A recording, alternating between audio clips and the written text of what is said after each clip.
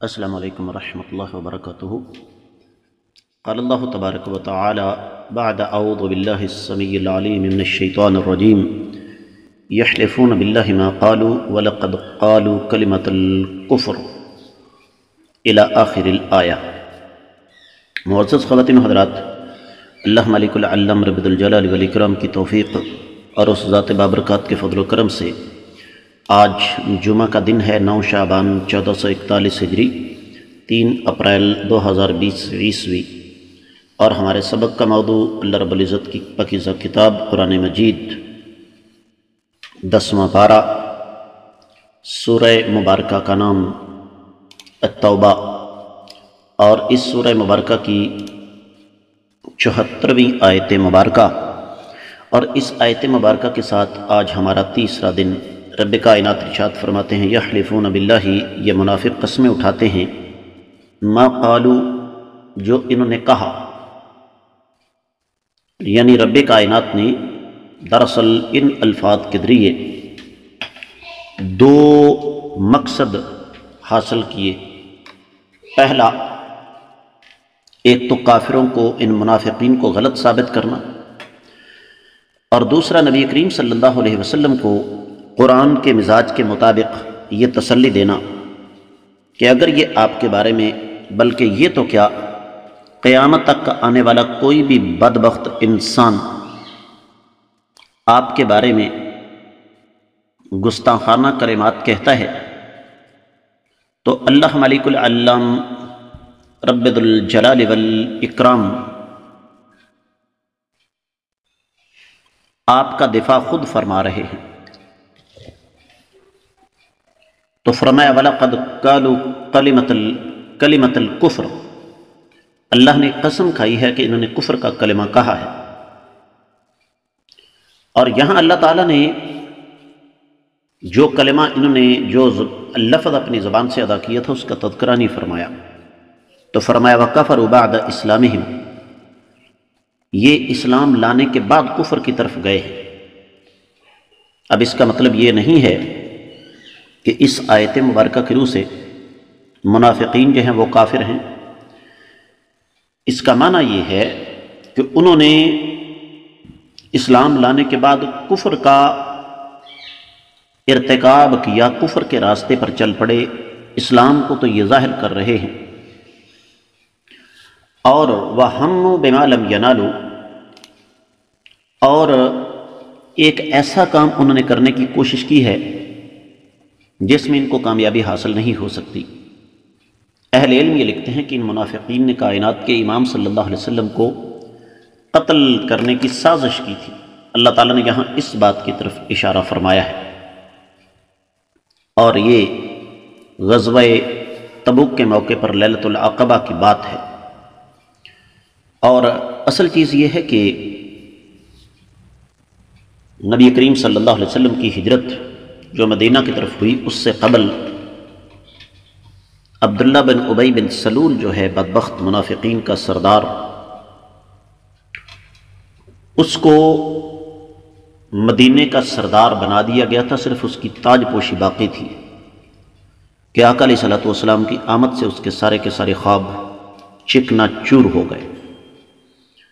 اب یہاں پر ایک سوال آتا ہے کہ ان بدبختوں نے جو لفظ نبی کریم صلی اللہ علیہ وسلم کے بارے میں گستاخانہ کہے، ان کا ذکر کیوں نہیں؟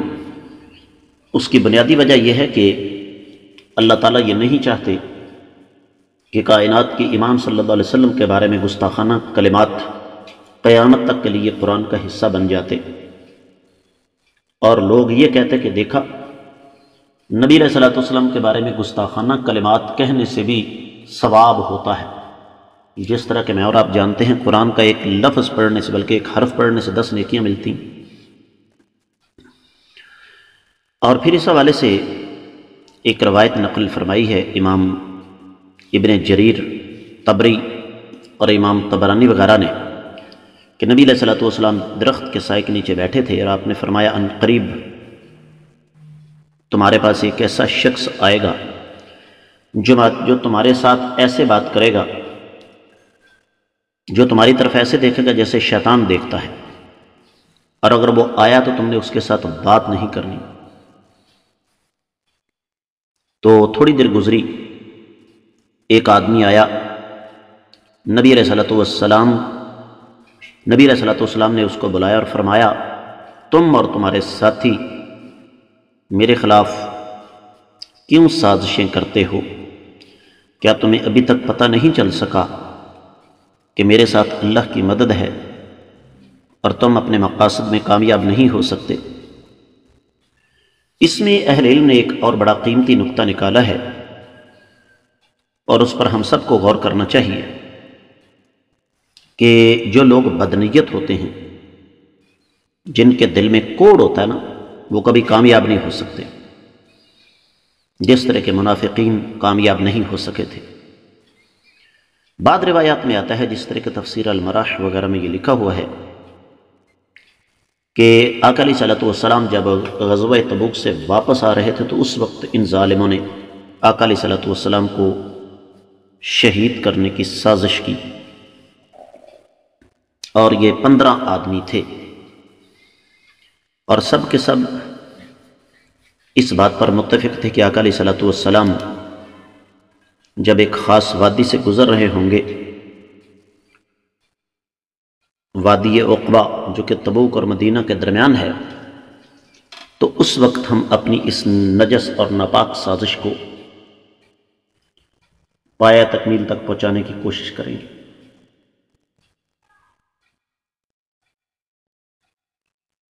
تو اللہ کے رسول صلی اللہ علیہ وسلم ابھی سفر میں تھے کہ اللہ تعالیٰ نے وحی کے ذریعے آقا علیہ الصلوۃ والسلام کو بتا دیا کہ آپ کے ساتھ ایسا ہی ہوگا۔ اب نبی علیہ الصلوۃ والسلام گھبرائے نہیں۔ آقا علیہ الصلوۃ والسلام نے سیدنا عمار بن یاسر رضی اللہ تعالیٰ عنہ کو یہ حکم دیا کہ آپ میری اونٹنی کی مہار پکڑ کر رکھو، اور سیدنا حذیفہ جو تھے وہ اس کو پیچھے سے ہانک رہے تھے۔ تو اچانک منافقین جو ہے وہ سامنے آ گئے، تو اونٹن جو ہے وہ بدک گئی، تو نبی علیہ الصلوۃ والسلام کا تھوڑا سا سامان جو ہے وہ گر گیا۔ تو اونٹنے کی آواز سن کر، چونکہ یہ بزدل تھے، تو یہ فوری طور پر وہاں سے بھاگ اٹھے، اور ان کو پتہ چل گیا کہ ہماری سازش جو ہے وہ بے نقاب ہو گئی ہے۔ تو اس موقع پر نبی علیہ الصلوۃ والسلام نے سیدنا حذیفہ بن یمان رضی اللہ تعالیٰ عنہ سے یہ سوال کیا کہ آپ نے ان میں سے کسی کو پہچانا؟ فرمایا جی نہیں۔ رات اندھیری تھی اور انہوں نے بیس بدلا ہوا تھا۔ تو آپ علیہ الصلوۃ والسلام نے فرمایا کہ بلکہ پوچھا کہ کیا جانتے ہو کہ وہ کیا چاہتے تھے؟ فرمایا نہیں۔ فرمایا اصل بات یہ ہے کہ وہ مجھے قتل کرنا چاہتے تھے، لیکن میرے اللہ نے ان کے بارے میں اور ان کی سازش کے بارے میں مجھے بتا دیا تھا۔ تو جب صبح ہوئی تو ان سب کو جمع کیا گیا اور ان سے پوچھا گیا تم نے رات ایسا کیوں کیا؟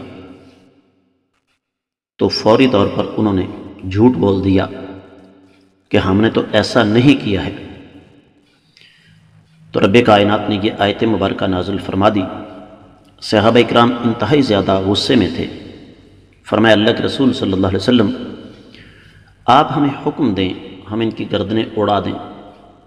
تو نبی علیہ الصلوۃ والسلام نے فرمایا میں ایسا نہیں کر سکتا، اس لیے کہ میں یہ نہیں چاہتا کہ لوگ یہ کہیں کہ محمد صلی اللہ علیہ وسلم اپنے ساتھیوں کو قتل کرتے ہیں۔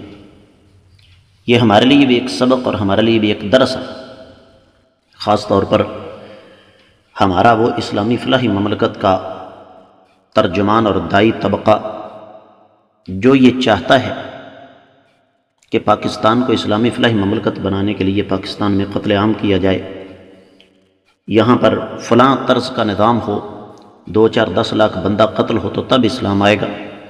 انہیں اس نقطے پر خصوصی طور پر غور کرنا چاہیے۔ اس آیت مبارکہ کے ساتھ ہمارا سفر ابھی جاری ہے۔ اختصار کے تقاضے مزید آگے بڑھنے کی اجازت نہیں دیتے۔ ہم کوشش کریں گے کہ کل اس کو مکمل کر لیا جائے۔ آج میں سبق کو یہیں پہ روک رہا ہوں۔